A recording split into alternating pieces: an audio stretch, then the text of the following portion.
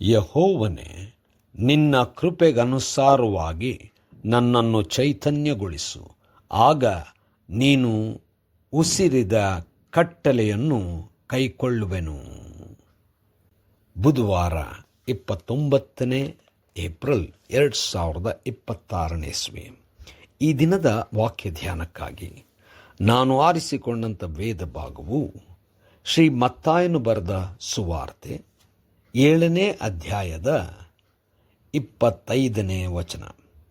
ಕಟ್ಟಿದ ಮೇಲೆ ಮಳೆ ಸುರಿಯಿತು, ಹಳ್ಳಗಳು ಬಂದವು, 4 ಕಡೆಯಿಂದ ಗಾಳಿ ಬೀಸಿ ಆ ಮನೆಗೆ ಬಡಿಯಿತು. ಆದಾಗ್ಯೂ ಅದರ ಅಸ್ತಿವಾರವು ಬಂಡೆಯ ಮೇಲಿದ್ದರಿಂದ ಅದು ಬೀಳಲಿಲ್ಲ ಎಂಬುವಂಥದ್ದೇ. ಕರ್ತನಲ್ಲಿ ಪ್ರೀತಿಯುಳ್ಳ ದೇವ ಜನರೇ, ಶುಭೋದಯ. ನಾವು ಕಟ್ಟುವಂಥದ್ದು ನಿಲ್ಲುವಂಥದ್ದಾಗಬೇಕು. ದೇವರ ನಾಮಕ್ಕೆ ಸ್ತೋತ್ರವಾಗಲಿ. ಕರ್ತನಲ್ಲಿ ಪ್ರಿಯರೇ, ಈ ವಾಕ್ಯ ಧ್ಯಾನ ಮಾಡೋಣ. ಈ ದಿನದ ವಾಕ್ಯ ಧ್ಯಾನದ ಶೀರ್ಷಿಕೆ ಬಂಡೆಯ ಮೇಲಿನ ಮನೆ.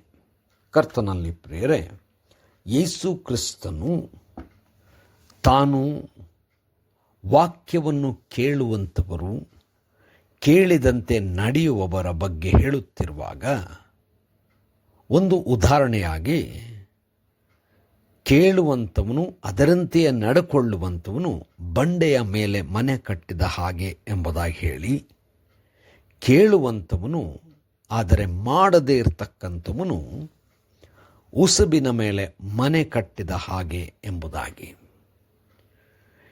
ಈ ಎರಡೂ ಸ್ಥಿತಿಯಲ್ಲೂ ಒಬ್ಬ ವ್ಯಕ್ತಿ ಕೇಳುವುದುಂಟು, ಆದರೆ ಮಾಡುವುದು ಬಂಡೆ ಮೇಲೆ ಕಟ್ಟಿದ ಹಾಗೆ ಮಾಡುವಂಥ ವ್ಯಕ್ತಿ. ಮಾಡದೇ ಇರತಕ್ಕಂಥವನು ಅದು ನಿಲ್ಲಲಾಗದಂಥ ಕಾರ್ಯವ, ಅಂದರೆ ಉಸುಬಿನ ಮೇಲೆ ಮನೆ. ಒಂದು ಗಮನಿಸಬೇಕಾದಂಥ ವಿಚಾರ ಏನಂದರೆ, ವಾಕ್ಯ ಕೇಳಿದರೂ ಕೇಳಿದಂತೆ ನಡೆದರೂ, ವಾಕ್ಯ ಕೇಳಿದರೂ ಕೇಳಿದಂತೆ ನಡೆಯದೇ ಹೋದಾಗ್ಯೂ ಸವಾಲು ಮಾತ್ರ ಖಂಡಿತ. ಆ ಸವಾಲು ಬರುವಾಗ ನಮ್ಮ ಆಧ್ಯಾತ್ಮಿಕ ಜೀವನದ ಪರೀಕ್ಷೆ, ಅಂದರೆ ಬರೀ ಕೇಳುವಂಥವರ ಅಥವಾ ಕೇಳಿದಂತೆ ಮಾಡುವಂಥವರ ಎಂಬುದಾಗಿ.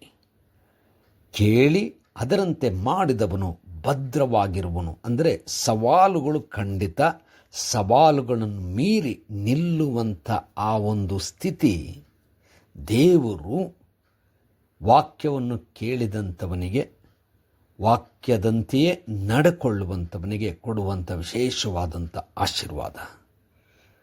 ದೇವರ ವಾಕ್ಯವನ್ನು ಕೇಳಿದಂತೆ ನಡೆಯಲು ಪ್ರಯತ್ನ ಮಾಡೋಣ. ದೇವರು ಸಹಾಯ ಮಾಡುತ್ತಾನೆ. ಕರ್ತನೇ, ದಯಾಮಯ ಸ್ವಾಮಿ, ನಿನ್ನ ವಾಕ್ಯ ಕೇಳುವುದು ಮಾತ್ರವಲ್ಲದೆ ಅದರಂತೆ ನಡೆಕೊಳ್ಳಲು ನಿನ್ನ ಸಹಾಯ ಕೊಡು. ಯೇಸುವಿನ ನಾಮದಲ್ಲಿ ಪ್ರಾರ್ಥನೆ ಬೇಡಿದೆವು ತಂದೆಯೇ, ಆಮೆನ್.